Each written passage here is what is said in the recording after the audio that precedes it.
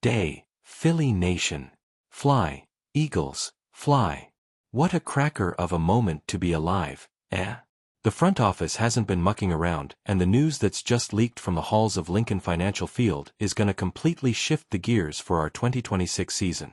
Before we get into the nitty-gritty of this absolute blockbuster move, you know the drill. Smash that like button. If you bleed green and want the deepest analysis in the league, you've come to the right place. The search is over. After weeks of speculation, intense interviews, and a fair bit of stress among the fans after Kevin Patullo's departure, the Philadelphia Eagles have finally snagged their new offensive mentor. Sean Mannion, the former quarterback who became Matt LaFleur's golden boy in Green Bay, is officially the Eagles' new offensive coordinator. This isn't just your average hire, it's a gutsy punt on intellect and youth. At 33 years old, Mannion is the poster boy for the NFL's new coaching breed. Blokes who've just stepped off the pitch and bring a fresh, modern, and heaps adaptable tactical vision.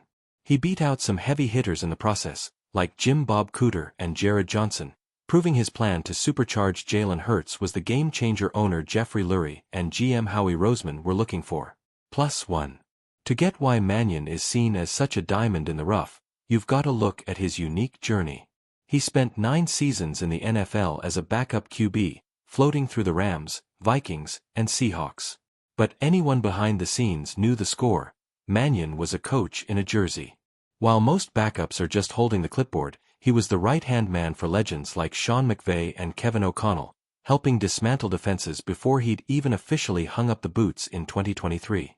When he joined LaFleur's crew at the Packers in 2024, he went up like a rocket. Starting as an assistant, he was fast-tracked to QB coach by 2025. Why? Because of the massive leap Jordan Love took and, even more surprisingly, the total revival of Malik Willis. Mannion's got the Midas touch with QBs, and that's exactly the kind of magic Philly needs to get Jalen Hurts back to that MVP level we saw in 2022/2023. +1. The tactical side of this is massive. In Green Bay, Mannion put in reading progression concepts that helped Jordan Love become a top 10 bloke in the league. But what really caught Howie Roseman's eye was how Mannion coached up Malik Willis, a player with similar physical tools to Hurts, but who needed a lot of polish on his decision-making. At the Eagles, Mannion inherits a Jalen Hurts who, despite being a superstar, hit a bit of a tactical wall lately. The word is Mannion will bring in bits from the Kyle Shanahan and Matt LaFleur coaching trees, more pre-snap motion, more play action to freeze the linebackers, and a route tree that'll make life a breeze for our elite receivers, A.J. Brown and Devonta Smith. Now, here's the bit that's got the pundits talking.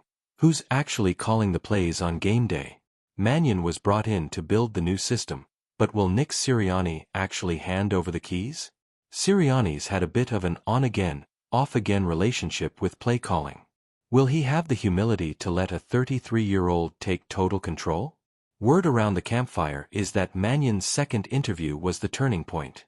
He reportedly laid out a game plan so detailed and aggressive that Sirianni felt comfortable taking a back seat to focus on the big picture stuff.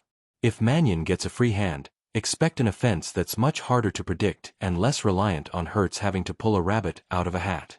NFL history is full of backup QBs who turned into genius coordinators. Doug Peterson, Frank Reich, and more recently, Kevin O'Connell and Clint Kubiak are classic examples. Because they didn't have the freakish physical talent of a Tom Brady, they had to obsess over the mental side of the game. Mannion played under McVay, Stefanski, and Kubiak. He's a tactical sponge who's soaked up the best of all those systems. He's seen firsthand how McVay manipulates defenses and how Stefanski uses the run game to set up the deep ball.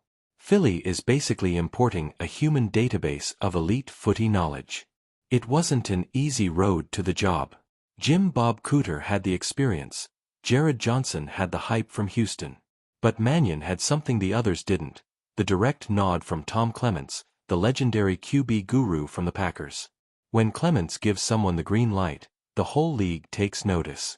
During the process, Mannion didn't just answer questions. He challenged the way Hurts was being used and offered immediate fixes for the Blitz protection, which was the Eagles' Achilles heel last season. That proactive, no worries attitude is what clinched the deal. The immediate reaction in Green Bay was basically tactical mourning. Matt LaFleur supposedly tried everything to keep him, but the chance to run an offense with the weapons Philly has was too good to pass up. In Philly, fans are torn between being a bit wary of his lack of experience and being stoked about landing the next big thing before he heads off to be a head coach somewhere else. If Mannion can bring back that offensive dominance that took the Eagles to the big dance a few years ago, he won't be in Philly for long. Not because he's failed, but because he'll be the top pick for every head coach vacancy in 2027. The clock is ticking, the board is set, and it's time to fly.